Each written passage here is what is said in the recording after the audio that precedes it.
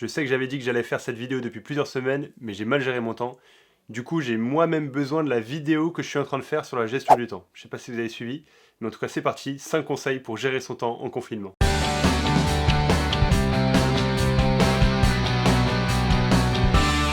On est tous dans la même galère en ce moment, confinés chez nous, et la question c'est comment est-ce qu'on va gérer notre temps dans cette période-là. Ça présente des nouveaux défis, des nouveaux problèmes, et donc j'aimerais juste donner 5 conseils pour gérer son temps dans ce confinement. Et pour gérer son temps pour la gloire de Dieu. Les conseils qu'on va donner, c'est pas des conseils chrétiens en eux-mêmes, n'importe qui pourrait dire ça, mais c'est plutôt de dire, mais le temps qu'on a, on veut l'utiliser de la meilleure des manières pour la gloire de Dieu. Donc c'est parti. Premier conseil, fais quelque chose. Fais quelque chose, sinon ça va être horrible. Tu vas être là et tu vas avoir rien à faire, tu vas t'ennuyer dans ton salon, tu vas lancer une balle en l'air et tu vas attendre que le confinement se termine, mais plusieurs semaines, c'est long. Donc fais quelque chose, trouve un projet que tu peux lancer, trouve quelque chose dans lequel t'engager qui va occuper tes journées. Ça peut être une chose que t'avais dit que t'allais faire depuis longtemps mais que t'as jamais eu le temps de faire, ou alors ça peut être un nouveau projet que t'as envie de lancer, ou ça peut être un nouveau domaine sur lequel t'aimerais étudier, quelque chose que t'as envie d'apprendre. Bah lance-toi, fouille sur internet pour regarder toutes les ressources que tu pourrais trouver sur ce sujet-là, et profite qu'en ce moment de confinement, il y a plein de trucs qui sont gratuits en ligne. Par exemple, mon coloc Noah que vous voyez dans cette vidéo, il s'est mis à s'intéresser sur ce que les Mormons croient et sur comment partager l'évangile aux Mormons. Et il fait que de lire des trucs sur le sujet, de regarder des vidéos YouTube sans arrêt, mais du coup c'est excellent parce que ça occupe ses journées et ça occupe ses journées de la bonne manière. Et ça augmente la confiance qu'il a dans l'évangile que l'on croit en tant que chrétien. Donc fais quelque chose. Deuxième conseil, garde un rythme. Parce que sinon ta journée n'aura aucune structure et ça va être juste déprimant. On a besoin d'avoir une structure, on a besoin d'avoir un cadre, on a besoin d'avoir un rythme. Et quand je parle de rythme, je parle en termes d'horaire. Dis-toi de telle heure à telle heure je bosse, de telle heure à telle heure je fais une pause, parce que sinon on sait jamais vraiment si on est en train de bosser, si on est en train de faire une pause, et on est toujours un peu coupable de faire une pause alors qu'on devrait être en train de bosser, ou alors on bosse en bossant pas vraiment. Donc aie un rythme, fais une structure dans ta journée. Comme si quand tu vas à l'école, aux études, bah t'as un rythme, tu sais de telle heure à telle heure t'es à l'école, de telle heure à telle heure t'as une pause, et ensuite tu rentres chez toi et c'est fini. Et c'est pareil pour le sommeil en fait, je t'encourage à garder des heures de sommeil fixes. Parce que sinon tu vas être complètement décalé, t'arriveras pas à reprendre un nouveau rythme après. Alors que si tu gardes, tout en étant un peu plus laxiste, parce que c'est le confinement et pour certains c'est les vacances, mais si tu gardes des horaires dans ta journée, y compris pour le sommeil, ça t'aidera à être plus structuré et t'arriveras à mieux gérer ton temps. Troisième conseil, fais une liste de tâches.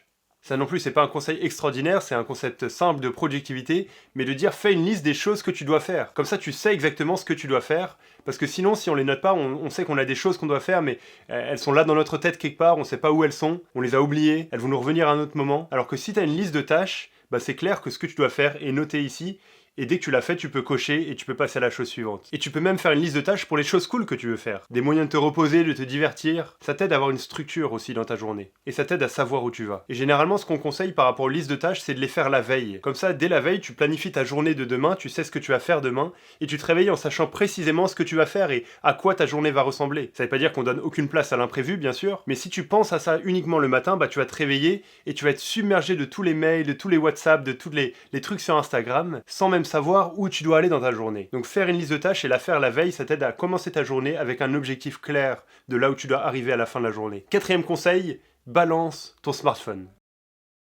Bon, peut-être pas comme ça, parce que ça c'est un peu radical, mais en tout cas, mets de la distance entre toi et ton smartphone. On parle beaucoup en ce moment de la distanciation sociale, et c'est peut-être le moment de faire un peu de distanciation sociale avec notre smartphone. Surtout en ce moment, où tout passe par notre smartphone, par les mails, par le WhatsApp, on a les cours en ligne, on a l'église en ligne, on a tout qui passe par les écrans, et donc on a besoin d'un moment pour couper, pour nous éloigner de ces choses. Parce que sinon, on n'est jamais encouragé à avoir des temps de méditation profonds, à nous concentrer sur les choses. On est toujours distrait, on a toujours des choses qui nous coupent notre attention. En fait, sache que si tu travailles en ayant ton portable à côté de toi, tu vas pas travailler. Parce que tu vas recevoir toutes les 30 secondes des messages qui vont te distraire de ce que tu es en train de faire, et tu vas devoir ensuite concentrer ton attention pour retourner sur ce que tu étais en train de faire, et au final on perd un temps énorme. Donc de mettre ton portable dans une autre pièce quand tu travailles, c'est une des meilleures choses que tu puisses faire pour la productivité. Mais aussi d'avoir des moments dans ta journée, par exemple quand tu manges, si tu es en famille, où tu coupes ton portable. Pour avoir un temps sans écran, ça te fera du bien. Ou quelque chose d'autre que tu peux faire, c'est ce que j'essaie de faire, même si c'est pas toujours facile, c'est de mettre mon portable en mode avion la nuit, et de le rallumer que le matin, une fois que j'ai lu ma Bible, une fois que j'ai passé du temps dans la parole de Dieu. Parce que sinon je me réveille le matin,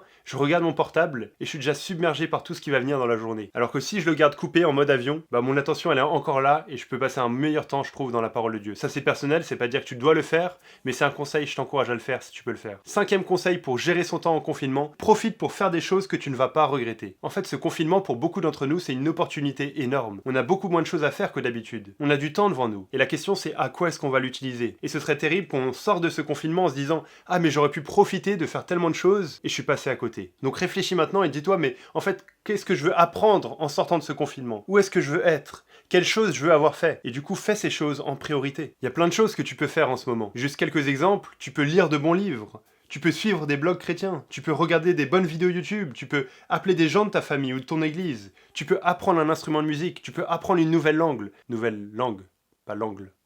Il y a aussi les amis de Sans Filtre qui ont fait une vidéo 10 choses à faire en confinement. Je t'encourage à la voir, ça te donnera peut-être des idées. En tout cas, ne passe pas à côté de cette opportunité unique de grandir. Je mentionne aussi qu'avec la Révolution, on fait un live tous les jours à 18 h du lundi au vendredi. Tu peux en profiter et en faire profiter d'autres, ça dure une vingtaine de minutes. Partage en commentaire comment tu profites de ton confinement, qu'est-ce que tu fais pendant le confinement. Merci beaucoup pour vos encouragements et vos messages. Abonnez-vous à la chaîne pour pas rater les prochaines vidéos. Vous pouvez aussi me suivre sur Instagram et on se retrouve très bientôt pour des prochaines vidéos. Soyez encouragés les amis.